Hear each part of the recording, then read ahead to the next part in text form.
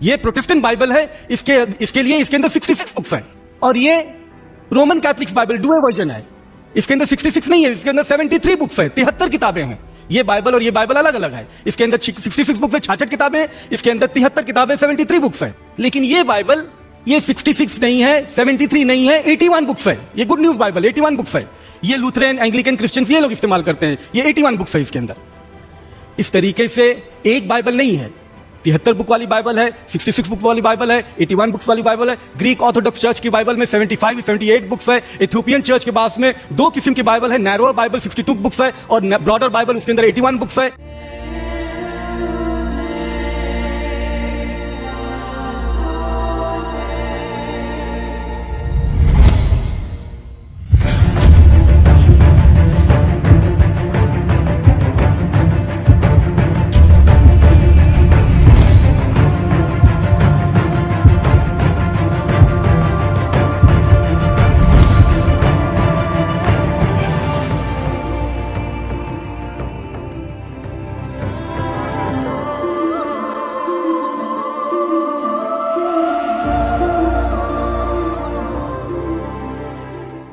क्या सच में अलग अलग टाइप के बाइबल हैं?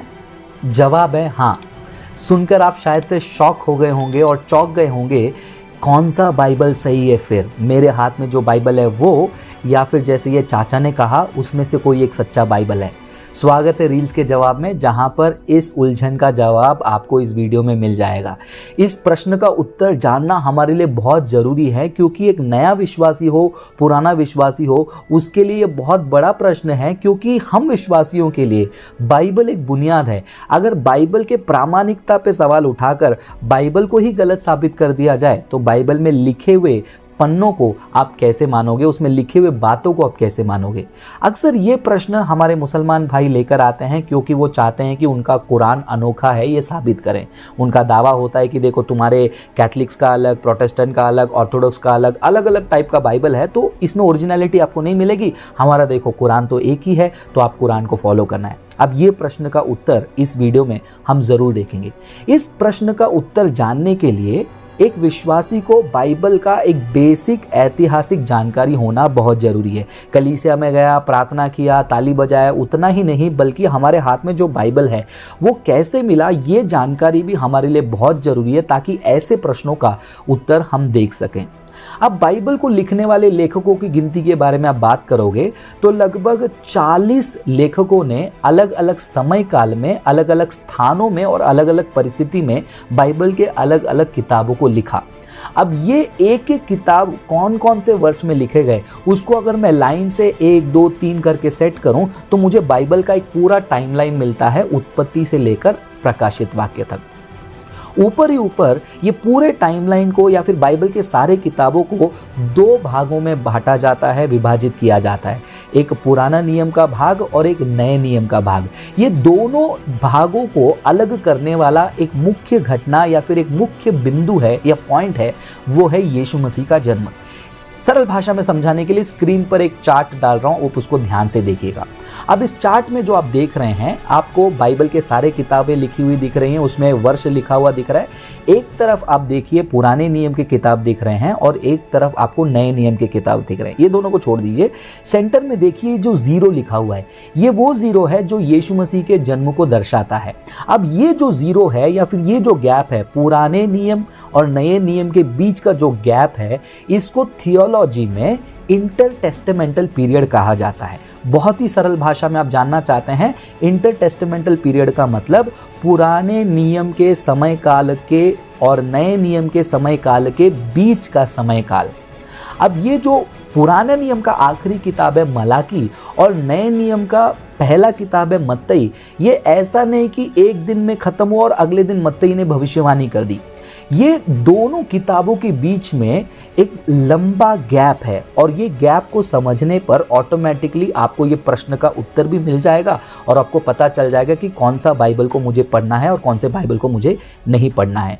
तो जब मैं पुराने नियम के भाग और नए नियम के भाग के बीच का ये टाइम पीरियड देखता हूँ, ये गैप को देखता हूँ, इसमें मुझे एक बहुत बड़ी जानकारी मिलती है कि उस टाइम गैप के बीच में परमेश्वर ने अपने इस्राएल के प्रजा के साथ बात नहीं किया। ध्यान से सुनिएगा, पुराने नियम का जो किताब है मलाकी और नया नियम का किताब का पहला वचन, ये दोनों के बीच में 400 से भी अधिक साल तक परमेश्वर चुप रहे।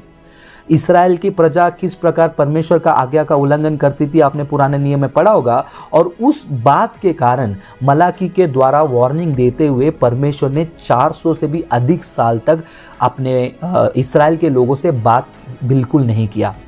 मतलब ना परमेश्वर उन्हें कोई प्रकाशन दे रहे थे, ना परमेश्वर उनके लिए कोई भविष्यवाणी भेज रहे थे, ना परमेश्वर उनके लिए कोई भविष्यद्वक्ता भेज रहे थे, ना परमेश्वर उनके लिए कोई चिन्ह चमत्कार कर रहे थे। मतलब ये 400 साल का जो टाइम पीरियड है, इसको डिवाइन साइलेंस कहा जाता है, परमेश्वर की चुप्पी थी। अब ये जो 400 समय काल में परमेश्वर तो बात नहीं कर रहे थे, जब परमेश्वर का कोई बातचीत ही नहीं है लोगों से, तो कोई भी किताबें परमेश्वर की ओर से करके कहा नहीं जा सकता है। लेकिन उस समय काल में कुछ लोगों ने अपने लोगों को गाइड करने के लिए किताबें लिखी। ध्यान से सुना, वो 400 साल तक परमेश्वर ने कोई भी किताब प्रेरित नहीं की, लेकिन उस समय काल में रहने वाले लोगों ने अपने लोगों को गाइड करने के लिए उन्होंने क्या किया, किताबों को लिखा। और उस 400 साल के गैप में लगभग 13 से 14 किताबें लिखी गई थी, और ये 13 से 14 किताबों को अपोक्रिफा कहा गया है। अब ये जो 13 से 14 किताबें हैं, ये किताबें परमेश्वर के द्वारा प्रेरित नहीं थी, ना ही वो किताबें परमेश्वर की ओर से आई हैं करके किताब कहती हैं। उन किताबों में आपस में विरोधाभास है। यीशु मसीह ने नए नियम में, कई बार आपने देखा होगा कि पुराने नियम से बहुत सारे किताबों को यूज़ करते थे, लेकिन ये 13-14 किताबों को यीशु मसीह ने कभी भी कोट नहीं किया। तो मतलब ये 13 से 14 किताब आपके हिसाब से बाइबल का भाग होना चाहिए या नहीं होना चाहिए? मेरे हिसाब से और एक बेसिक स्टडी के हिसाब से नहीं होना चाहिए, क्योंकि बाइबल में वही किताबें हैं जो परमेश्वर के द्वारा प्रेरित हैं। क्योंकि हम 2 तीमोथी 3:16 में पढ़ते हैं, बाइबल की सारी किताबें जो हैं परमेश्वर की प्रेरणा से लिखी गई हैं, गॉड ब्रीथ्ड, गॉड इंस्पायर्ड। तो ये जो 14-13 किताबें इस समय काल में लिखी गई थी, उन किताबों को एक क्रिश्चियन ग्रुप कहता है कि मैं बाइबल में ऐड नहीं करूंगा, वो है प्रोटेस्टेंट ग्रुप। और एक ग्रुप कहता है कि उसमें से मैं कुछ 7-8 किताब ले लूंगा, उसमें से कुछ ग्रुप कहता है कि मैं 8-9 किताब ले लूंगा। इस कारण कुछ बाइबल में आपको एक्स्ट्रा किताबें मिलती है। वो एक्स्ट्रा किताबें कहाँ से आई, आपको समझ में आ गया होगा। वो एक्स्ट्रा किताबें आ गई ये 400 साल के बीच में लिखी गई 13-14 किताबों में से। अब इन किताबों को अपोक्रिफा मैंने कहा, यीशु मसीह के जन्म के बाद और जन्म के कई सालों के बाद और भी बहुत सारी गॉस्पल्स लिखी गई थी, जिसको सूडोग्रिफा कहा जाता है। वो किताबों को भी कुछ लोग ऐड कर लेते हैं। तो सिंपल भाषा में अगर आपको जवाब जानना है, तो जवाब ये है कि जब परमेश्वर ने बात नहीं किया, जब परमेश्वर ने चिन्ह चमत्कार नहीं किया, जब परमेश्वर ने किताब लिखने के लिए प्रेरित नहीं किया, उन किताबों को बाइबल में जोड़ना सही नहीं है, बाइबल में नहीं जोड़ा सकता है। बाइबल में वही किताबें हैं जो परमेश्वर के प्रेरितों के द्वारा, परमेश्वर के भविष्यद्वक्ताओं के द्वारा लिखी गई थी, क्योंकि परमेश्वर खुद चाहते थे कि वो किताब बाइबल में हो। इसीलिए जब हम गिनती करते हैं और किताबों का संग्रह बनाते हैं, उस संग्रह में हमें मिलता है 66 किताबें। इसीलिए 66 किताबें वाली बाइबल ही ऑथेंटिक है, ये मैं मानता हूँ।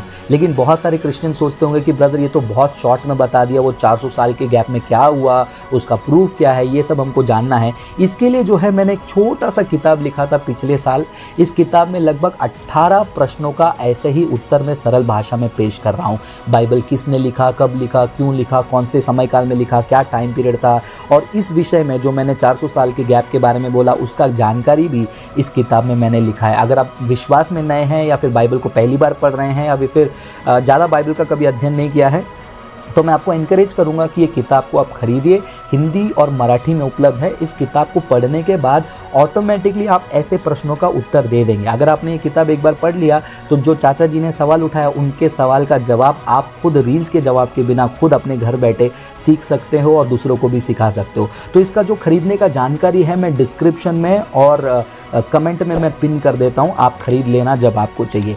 मुद्दे पे लौटते हैं। तो मुद्दा यहाँ पर आ रहा है एक्स्ट्रा किताब का। तो यहाँ पर मैं बोलते बोलते एक पॉइंट जो है मैंने कह दिया कि यीशु मसीह ने पुराने नियम से कभी भी उन 13-14 किताबों से रेफरेंस नहीं लिया जैसे पुराने नियम से यीशु मसीह अक्सर लिया करते थे। तो ये एक बहुत बड़ा सबूत है कि जब यीशु मसीह खुद पुराने नियम से रेफरेंस लेने वाले ये 13-14 से किताबों से नहीं रेफरेंस ले रहे हैं, तो वो किताबों का जगह बाइबल में नहीं है। ऐसे बहुत सारे कारण है, लगभग 10 कारण मैंने इस किताब में पेश किया है क्यों वो 13 से 14 किताबें बाइबल के भाग नहीं हो सकते हैं। क्योंकि उसमें विरोधाभास वाली बात लिखी है, उसमें हिस्टोरिकली इनएक्यूरेट बात लिखी है, उसमें ऐसे सिद्धांत लिखे हैं जो परमेश्वर के मुख्य सिद्धांत के साथ मेल नहीं खाता है, उसे किसी चेलों ने इस्तेमाल नहीं किया। ऐसे लगभग 10 रीजंस है जो आपको ये बुक में मिल जाएगा, जहां पर आप अंडरस्टैंड कर सकते हो क्यों 66 बुक्स वाला बाइबल ही ऑथेंटिक है। आप लोग बोल सकते हो कि फिर रोमन कैथलिक का क्या, उनका भी एक अलग इतिहास है जो 15th सेंचुरी में काउंसिल ऑफ ट्रेंट में।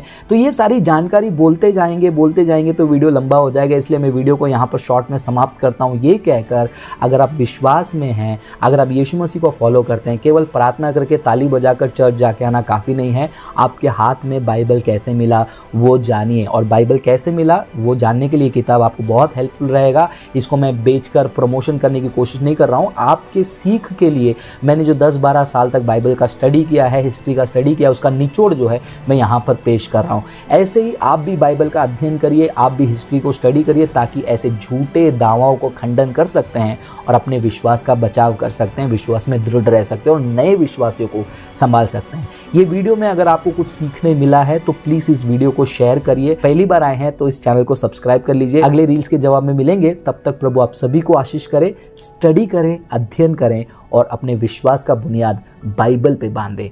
प्रभु आप सभी को आशीष करे। God bless you.